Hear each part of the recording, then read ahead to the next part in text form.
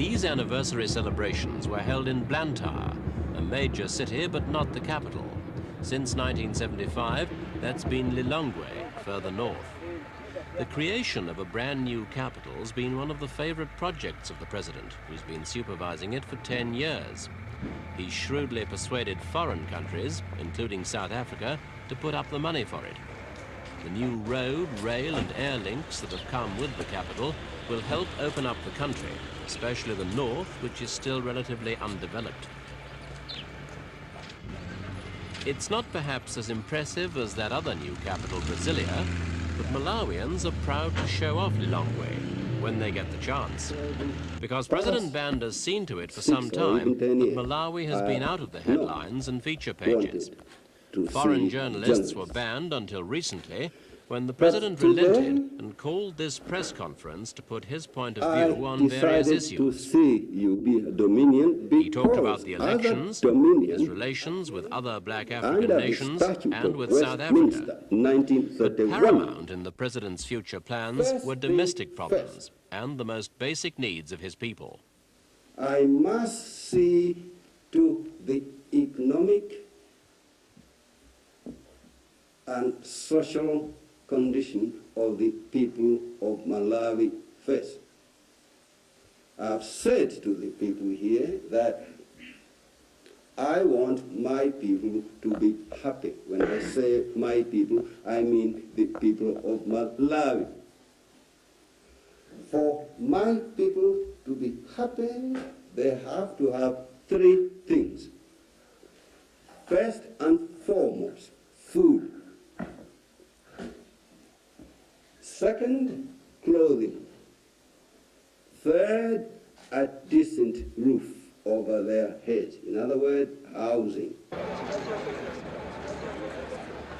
In essentials, Malawi is now better off than ever before. In foodstuffs, for instance, it can now claim to be self-sufficient, and markets are plentiful in fruit, vegetables and fish.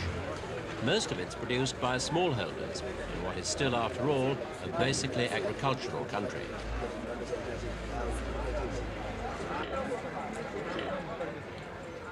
Malawi hasn't fallen into some of the common traps which face developing countries. A scheme guaranteeing farmers fair prices for their produce is one way of ensuring they produce enough to feed not only themselves, but the population as a whole. So while few people have money for luxuries in Malawi, no one actually goes hungry.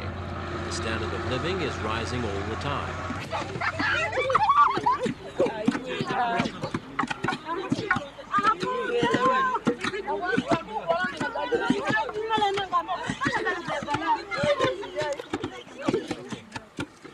In the villages, maize is pounded in the traditional way. It's a scene that hasn't changed in centuries, but it doesn't sum up the story of the country's agriculture.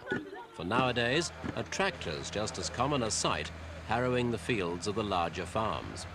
Old and new are working side by side, trying to shrug off Malawi's tag as one of the world's poorest countries. Agricultural labor has been extolled as a virtue by the president. His favorite rallying cry has been unity, loyalty, obedience, discipline, and hard work in the fields. For a basically fun-loving people, it's a strict guideline to follow, one that will have to be observed. For Malawi's main resources are its land and its people.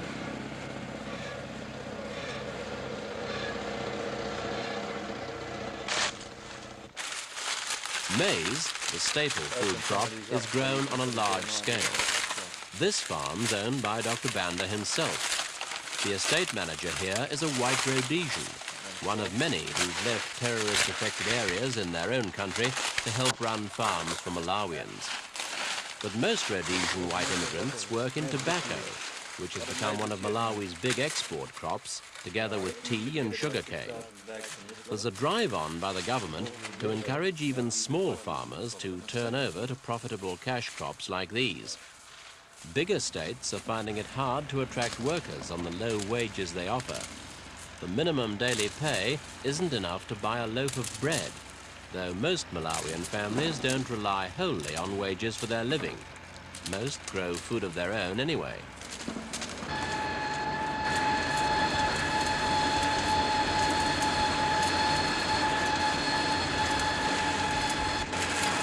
There are better wages to be earned in industry, but payrolls are still low enough to encourage foreign investors. Major companies and banks from Canada, France, Britain, even South Korea, as well as South Africa, are falling over themselves to invest in Malawi.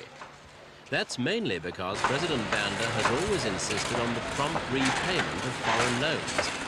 And with Malawi's cheap pool of labour, overheads can be kept satisfyingly low.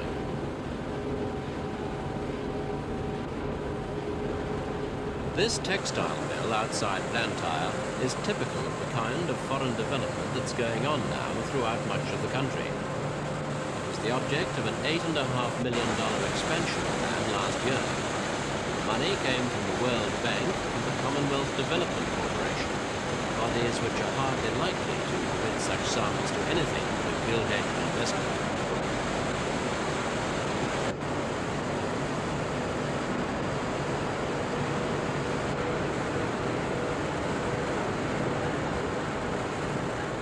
Using 30,000 bales of domestically grown cotton every year, the mill produces 17,000 miles of cloth, and its prices are competitive with those of rival countries including Pakistan, India, Hong Kong, Brazil and Portugal. Malawi's exports, like its imports, are heavily dependent on neighbouring Mozambique, with its outlets to the sea. Containers offloaded here come from the Mozambique port of Nacala.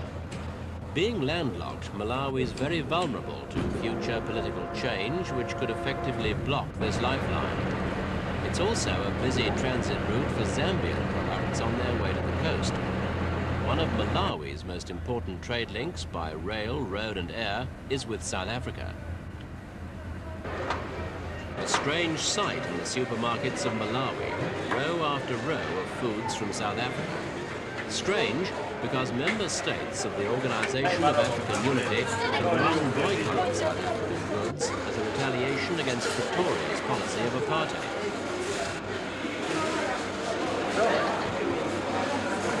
Malawi is the only country in the OAU to fly in the face of that ban. It's actually strengthened its trade links with South Africa and maintained friendly diplomatic relations, moves which have branded Banda a heretic in black African circles. The seeds were sown in 1971, when the president paid a visit to Pretoria. It was the red carpet treatment for the president, an ironic return for Banda, who'd last visited South Africa 50 years earlier as a penniless labourer to toil in the gold mines. It was an historic visit for diplomatic reasons too. Dr. Banda was then the first black head of state ever to visit South Africa. And now, 7 years later, that's still the case.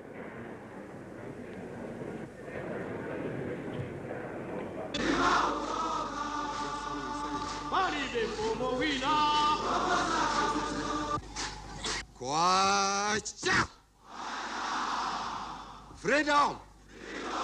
Freedom! Since '71, Banda's friendship with South Africans has been criticized as weakening opposition to apartheid, but the Malawian leader insists that he too opposes apartheid. Even so, he says he can't accept that isolating South Africa can help the black man's cause.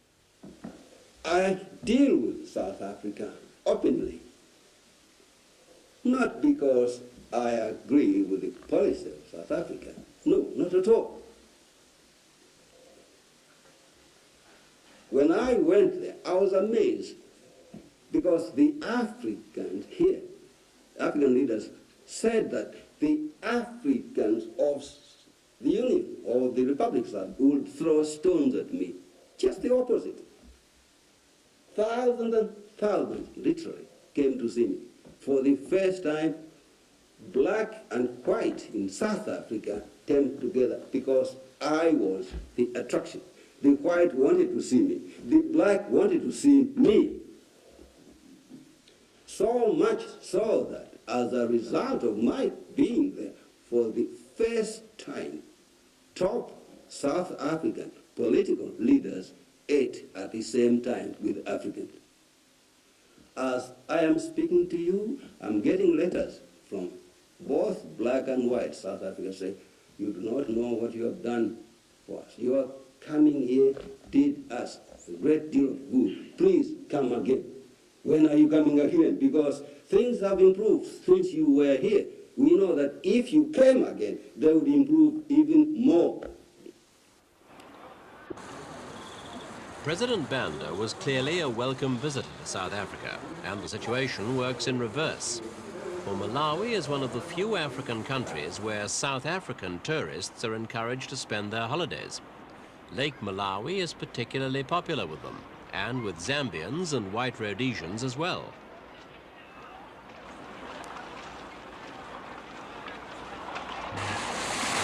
Malawi is actively chasing the tourist trade, building new hotels in spots like this and in the game viewing areas of Kusungu and the Shire River Valley.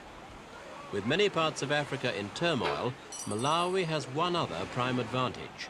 It's a place where whites can relax on their vacation in safety.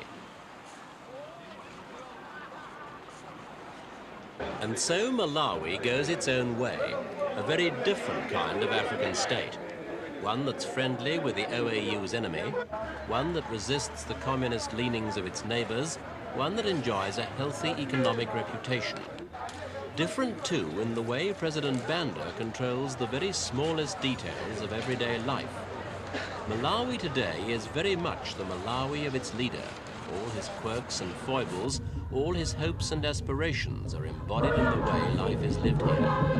President Banda's form of one-man rule seems to be succeeding now.